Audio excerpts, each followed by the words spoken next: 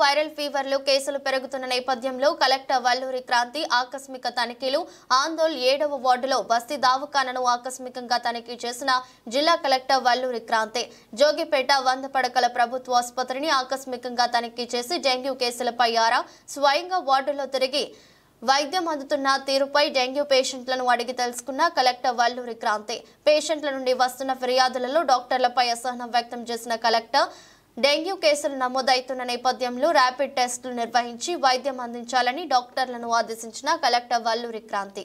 మున్సిపాలిటీలో వార్డ్స్ పర్యవేక్షించడం జరిగింది. ప్రతి వార్డులో కూడా మున్సిపాలిటీ తరపు నుంచి 3 మెంబర్స్తో ఒక టీం అన్నది వేయడం జరిగింది. ఇక్కడ మెప్మా నుంచి రిసోర్స్ పర్సన్స్, హెల్త్ నుంచి ఆశా ఏఎన్ఎంస్, అలానే మున్సిపాలిటీ నుంచి వార్డ్ స్పెషల్ ఆఫీసరు, అలానే శానిటేషన్ జవాన్స్తో ప్రతి వార్డుకు కూడా ఒక టీం వేయడం జరిగింది.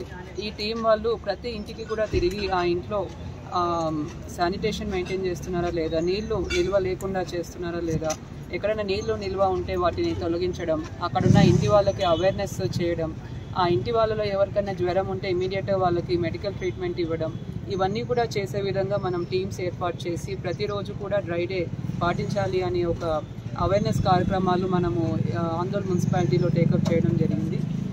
ఇక్కడ మొత్తం 17 వరకు ఇప్పుడు డెంగ్యూ కేసెస్ రావడం జరిగింది. ఏరియా హాస్పిటల్ కూడా దీంట్లో భాగంగా ఇన్స్పెక్ట్ చేయడం జరిగింది. దీంట్లో ఎవరైతే డెంగ్యూ పాజిటివ్ వచ్చారో వారి ట్రీట్మెంట్ ఏ విధంగా ఇస్తున్నారన్న తెలుసుకోవడం జరిగింది. ఇంతవరకు అయితే 100% అందరికీ కూడా జ్వరాలు తగ్గి ఎటువంటి ఇబ్బంది లేకుండా కూడా వాళ్ళు తిరిగి వెళ్ళడం జరిగింది. కాబట్టి ప్రజలందరికీ కూడా విన్నవించేది ఏంటంటే ఇంటి లోపల పరిశుభ్రత అన్నది చాలా చాలా ఇంపార్టెంట్. ఇంటి బయట కూడా పరిసరాల్లో కూడా పరిశుభ్రత అన్నది మెయింటైన్ చేయాలి. ఎక్కడ కూడా నీరు నిల్వ లేకుండా చేయాలి. నీరు నిల్వ ఉంటేనే దాంట్లో ఈ డెంగ్యూ దోమల యొక్క ఎగ్స్ లార్వా నుంచి దోమలు వచ్చే అవకాశం ఉంటుంది. కాబట్టి నీరు నిల్వ లేకుండా చూసే విధంగా ప్రజలందరూ కూడా జాగ్రత్త వహించాలని కోరుతున్నాను. Thank you.